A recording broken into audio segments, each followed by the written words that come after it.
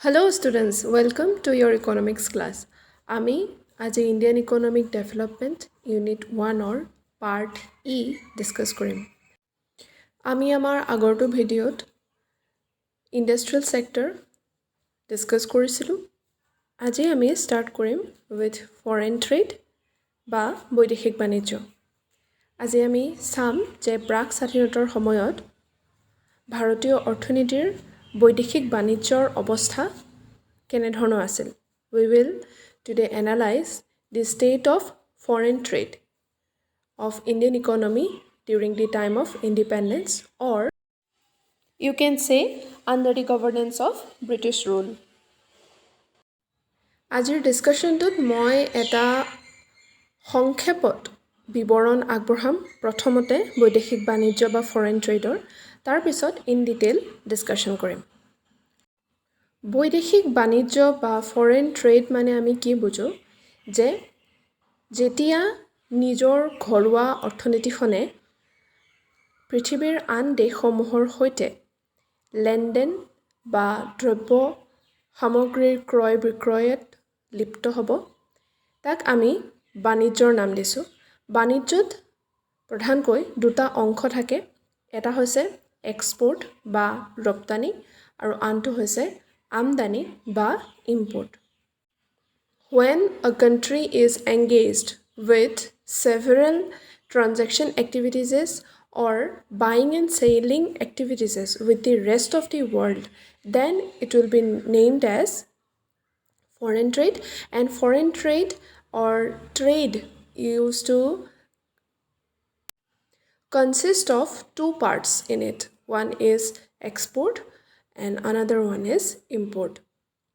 তোমালোকে হয়তো এই দুটা শব্দৰ সৈতে আগৰ পৰাই চিনাকি, যদিও আমি ৰপ্তানি মানে কি বুজোঁ, যেতিয়া এখন ঘৰুৱা প্ৰদেশে মানে চে ফৰ এক্সাম্পল ভাৰতে আন দেশক নিজৰ দেশত প্ৰস্তুত কৰা দ্ৰব্য সামগ্ৰী বা সেৱা যেতিয়া বিনিময় মাধ্যম ট্ৰানজেকশ্যন কৰিব, মনিটাৰী ট্ৰানজেকশ্যনছ থাকিব তাত, আৰু সেই এক্টিভিটিটো যেতিয়া কণ্ডাক্ট কৰা হ'ব, মানে আমাৰ ভাৰতে যেতিয়া আন এখন বাহিৰা দেশক দ্ৰব্য আৰু সামগ্ৰী সেৱা যেতিয়া বিক্ৰী কৰিব, তাক আমি এক্সপোৰ্ট বুলি কওঁ।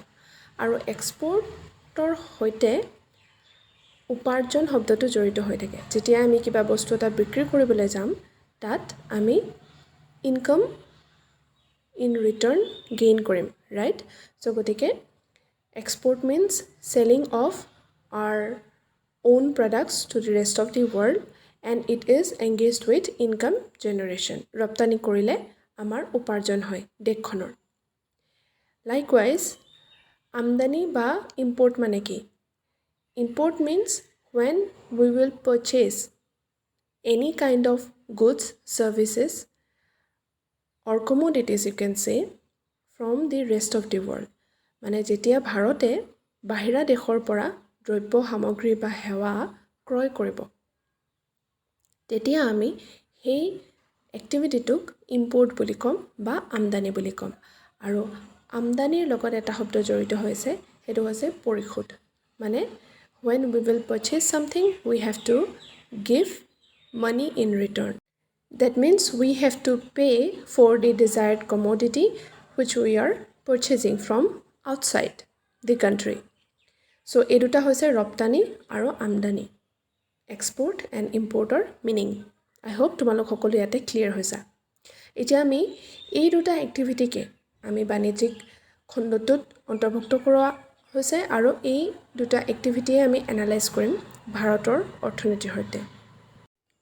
অতীত কালৰে পৰা ভাৰতবৰ্ষ এখন গুৰুত্বপূৰ্ণ বাণিজ্যিক ৰাষ্ট্ৰ হৈ আছিল। ভাৰতবৰ্ষত সেই সময়ত উত্তম বিধৰ কপাহ উপলব্ধ আছিলে, ৰেচমী বস্ত্ৰ, লোৰ সামগ্ৰী, মূল্যৱান মণিমুক্তা, হাতী দাঁতৰ কাম আৰু বিভিন্ন কাঠৰ ৰপ্তানি সামগ্ৰীৰ বাবে জনাজাত আছিল।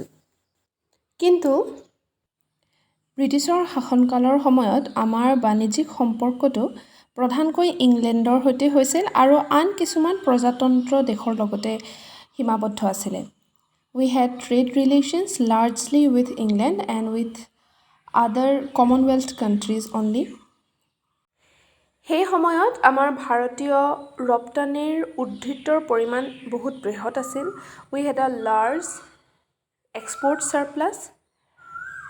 However, this surplus did not result in any flow of gold or silver into India. কিন্তু এই যে উদ্ধৃত বা সাৰপ্লাছ আছিলে সেয়াই কিন্তু ভাৰতলৈ সোণ বা ৰূপ কঢ়িয়াই অনা নাছিলে. In short, we can understand that although India was gaining massive amount of export surplus, but that export surplus was not invested over Indian economy. Hence, it was taken by the British government. মানে এই যে উদ্ধৃত বা ৰপ্তানিৰ পৰা যে উদ্ধৃত আহৰণ কৰিছিলে এটা বৃহৎ পৰিমাণত সেয়া কিন্তু ভাৰতৰ উন্নতিৰ সাপেক্ষে ব্ৰিটিছ চৰকাৰে ভাৰতত বিনিয়োগ কৰা নাছিলে. সেইবোৰ তেওঁলোকে নিজৰ ব্যক্তিগত স্বাৰ্থতহে ব্যৱহাৰ কৰা দেখা গৈছিলে.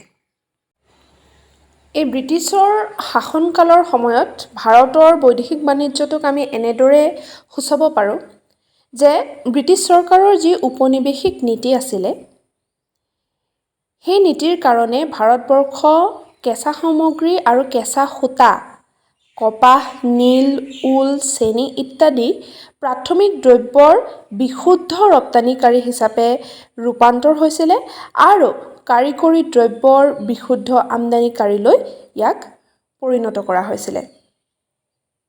Due to the colonial policy of the British government, India became a net exporter of all kinds of raw materials and primary products like you can say raw silk, cotton, jute, indigo, wool, sugar, etc. and a net importer of manufactured goods. That means ভাৰতীয় অৰ্থনীতিখনৰ অস্তিত্ব বৈদেশিক বাণিজ্যৰ ক্ষেত্ৰত এখন ৰপ্তানিকাৰী দেশ হিচাপে অৱনমিত হৈছিল আৰু তেওঁলোকক দেখা গৈছিল যে সকলো কাৰিকৰী দ্ৰব্য আমদানি কৰা.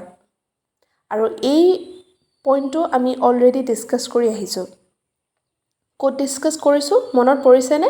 যেতিয়া আমি উদ্যোগিক খণ্ডটো আলোচনা কৰিছিলোঁ তাত আমি দুটা উদ্দেশ্য পাইছিলোঁ ঔপনিৱেশিক চৰকাৰখনৰ পৰা যে অপ-ঔদ্যোগিক নীতি. আমি ডি ইণ্ডাষ্ট্ৰিয়েলাইজেশ্যন পলিচি পঢ়িছিলোঁ হয়নে? আৰু তাত আছিলে যে যিহেতু ব্ৰিটিছ চৰকাৰে ভাৰতৰ উদ্যোগিক খণ্ডটোৰ উন্নতি কৰাটো নামঞ্জুৰ কৰি তেওঁলোকে বিচাৰিছিলে যে তেওঁলোকৰ নিজৰ দেশৰ উদ্যোগিক খণ্ডটো উন্নতি সাধন হওক আৰু যিহেতু আমি ইয়াত উপযুক্ত কেঁচা সামগ্ৰী উৎপন্ন কৰিব পাৰোঁ গতিকে সেইবোৰ উৎপন্ন কৰি ভাৰতে তেওঁলোকক ৰপ্তানি কৰিব তেওঁলোকৰ উঠি অহা আধুনিক উদ্যোগবোৰলৈ আৰু তাত সকলোবোৰ চূড়ান্ত দ্ৰব্য উৎপাদন কৰি তেওঁলোকে পুনৰ ভাৰতক সেইখিনি বিক্ৰী কৰিব. অৰ্থাৎ ভাৰতে যদি কিনে তেতিয়া কি হ'ব? আমদানি কৰা হ'ব. এই পইণ্টটোৱে আছিলে বৈদেশিক বাণিজ্যৰ ক্ষেত্ৰত. আৰু তেওঁলোকে এক প্ৰকাৰে একচেটিয়া শাসন তেওঁলোকে অৱলম্বন কৰিছিলে. মনোপলি পাৱাৰ তেওঁলোকে ইমপ্লিমেণ্ট কৰিছিলে বৈদেশিক খণ্ডটোত য'ত তেওঁলোকে এইটো বস্তু নিৰ্ধাৰণ কৰিছিল যে সকলো ধৰণৰ কেঁচা সামগ্ৰী ইংলেণ্ডলৈ ৰপ্তানি কৰা হ'ব আৰু বিনিময়ত যিবোৰ চূড়ান্ত দ্ৰব্য প্ৰস্তুত কৰা হ'ব সেইবোৰৰ আমদানিকাৰী দেশ হিচাপে ভাৰত থাকিব. এতিয়া মই অলপ আগতে কৈ গৈছিলোঁ যে সেই সময়ত কিন্তু ভাৰতৰ ৰপ্তানিৰ পৰা বৃহৎ পৰিমাণৰ উদ্ধৃতৰ সৃষ্টি হোৱা দেখা গৈছিলে. That means huge amount of export surplus was witnessed during that time. But surplus যিখিনি পোৱা গৈছিল বা ৰপ্তানিৰ পৰা যিখিনি উদ্ধৃত যিখিনি উপাৰ্জন পোৱা গৈছিল সেয়াও কিন্তু ভাৰতীয় জনসাধাৰণৰ উন্নতিৰ স্বাৰ্থত তেওঁলোকে ব্যৱহাৰ কৰা নাছিল. সেয়া তেওঁলোকৰ ব্যক্তিগত স্বাৰ্থত ব্যৱহাৰ কৰিছিলে. এতিয়া চাগে তোমালোকৰ পইণ্টটো উদ্ধৃতৰ পইণ্টটো ক্লিয়াৰ হৈছে. গতিকে এতিয়া যদি আমি আমাৰ বৈদেশিক খণ্ডটোৰ বৈশিষ্ট্য হিচাপে আঙুলিব খোজোঁ তেতিয়াহ'লে আমি কেইটামান পইণ্ট পাম ইয়াত. প্ৰথমটো পইণ্ট হ'ব যে exporter of primary products and importer of finish goods. প্ৰাথমিক দ্ৰব্যৰ ৰপ্তানিকৰ্তা আৰু চূড়ান্ত দ্ৰব্যৰ আমদানিকৰ্তা হিচাপে ভাৰত চিনাক্ত হৈছিলে. India has been an important trading nation since ancient time that we know very clearly. She was well known for its exports of goods like fine cotton, silk, textiles, iron goods, precious stones, etc. But the restrictive policies of production, trade, and tariff adopted by our British government adversely affected the structure, composition, and volume of India's foreign trade. আমি সকলোৱে গম পাওঁ যে অতীতৰে পৰা ভাৰত বৈদেশিক বাণিজ্যৰ ক্ষেত্ৰত এখন বিখ্যাত দেশ আৰু দেশখনে এক্সপৰ্ট কৰা দ্ৰব্যবোৰৰ ভিতৰত আছিলে কপাহ, ৰেশমী সূতা, লুৰ সামগ্ৰী ইত্যাদিবোৰ আমি ৰপ্তানি হোৱা দেখা পাওঁ। কিন্তু যিহেতু ব্ৰিটিছ চৰকাৰখনে কিছুমান ঔপনিৱেশিক নীতি বলবৎ কৰিছিলে উৎপাদনৰ ক্ষেত্ৰত, বাণিজ্যৰ ক্ষেত্ৰত আৰু শুল্ক নীতি অৰ্থাৎ টেক্স, এক্সপৰ্ট ইম্পৰ্টৰ ক্ষেত্ৰত জড়িত থকা এক প্ৰকাৰৰ টেক্স হয়, টেৰিফ বা শুল্ক এডপ্ট কৰি তেওঁলোকে ভাৰতীয় যি বৈদেশিক বাণিজ্য আছে তাৰ ৰপ্তানি বা আমদানিৰ অৱস্থাত প্ৰতিকূল পৰিস্থিতিৰ সৃষ্টি কৰিছিলে। আৰু ফলস্বৰূপে আমি দেখা পাওঁ যে ইণ্ডিয়া এখন মাত্ৰ প্ৰাথমিক দ্ৰব্যৰ ৰপ্তানিকাৰী দেশ হিচাপে ৰৈ গৈছিল আৰু আনহাতে তেওঁলোকে সকলো ধৰণৰ উপভোগ্য দ্ৰব্য বা চূড়ান্ত দ্ৰব্যবোৰ ইম্পৰ্ট কৰা দেখা গৈছিলে। And consequently, we witness that India has became an exporter of primary products. সেই প্ৰাথমিক দ্ৰব্য বা প্ৰাইমেৰী প্ৰডাক্টছবোৰ আছিলে কটন, জুট, ইণ্ডিগো, ৰ silk, etc. And an importer of consumer goods such as cotton, silk, woolen clothes, capital goods like machineries, etc. গতিকে এইটোৱে আছিলে বৈশিষ্ট্য যে ভাৰত প্ৰাথমিক দ্ৰব্যৰ ৰপ্তানিকাৰী দেশলৈ অৱনমিত হৈছিল আৰু চূড়ান্ত দ্ৰব্যৰ আমদানিকাৰী দেশ হিচাপে পৰিণত হৈছিল। ইয়াৰ পিছত আমি চাম ভাৰতৰ বৈদেশিক বাণিজ্যৰ আটাইতকৈ গুৰুত্বপূৰ্ণ বৈশিষ্ট্য। সেইটো হৈছে বৃহৎ পৰিমাণৰ ৰপ্তানি উদ্ধৃত্তৰ উৎপন্ন। Now we will discuss the most important feature of India's foreign trade, that was the generation of large export surplus. Export surplus বা ৰপ্তানি উদ্ধৃত্তৰ বিষয়ে মই থোৰতে কৈ আহিছোঁ, যদিও আমি ইয়াত অলপ ডিটেইল ডিছকাশ্যন কৰিম। আমাৰ ৰপ্তানিয়ে সেই সময়ত আমদানিক অতিক্ৰম কৰা দেখা গৈছিল। That means our export exceeded import. মানে আমি বস্তু বিক্ৰী কৰি প্ৰাথমিক গুড বা প্ৰাইমেৰী কমোডিটিছবোৰ এক্সপৰ্ট কৰি যি ইনকাম আৰ্ণ কৰা হৈছিলে আৰু তাৰ বিনিময়ত যেতিয়া আমালৈ চূড়ান্ত দ্ৰব্যবোৰ আমদানি কৰিবলৈ দিয়া হৈছিল তাত যিমানখিনি আমি পৰিশোধ কৰিছিলোঁ সেই পৰিশোধৰ মূল্য দিয়াৰ পিছতো কিন্তু আমালৈ বহুতো পইচা বা উপাৰ্জন ৰাহি থাকি গৈছিলে, সাৰপ্লাছ থাকি গৈছিলে। সেইটো কাৰণে কোৱা হৈছে যে এক্সপৰ্ট সাৰপ্লাছ বুলি, ৰপ্তানিৰ উদ্ধৃত্ত বুলি। বুজি পাইছা? That means our export was much greater than our import. যদি আমি 100 টকাৰ বস্তু বিক্ৰী কৰি উপাৰ্জন কৰিছোঁ, আমাৰ ইম্পৰ্ট হৈছিলে 80 টকা, মানে 20 টকাটো আমাৰ সাৰপ্লাছ হ'ব, ঠিক আছে, বা উদ্ধৃত্ত হ'ব। এতিয়া প্ৰব্লেমটো হ'ল যদিও আমাৰ দেশত ৰপ্তানিৰ পৰা বহুখিনি বৃহৎ পৰিমাণৰ উদ্ধৃত্ত বা সাৰপ্লাছৰ সৃষ্টি হৈছিলে, সেয়া কিন্তু দেশৰ জনসাধাৰণৰ উন্নতিৰ সাধনৰ বাবে ব্ৰিটিছ চৰকাৰে কোনোদিনেই ব্যৱহাৰ কৰা নাছিলে।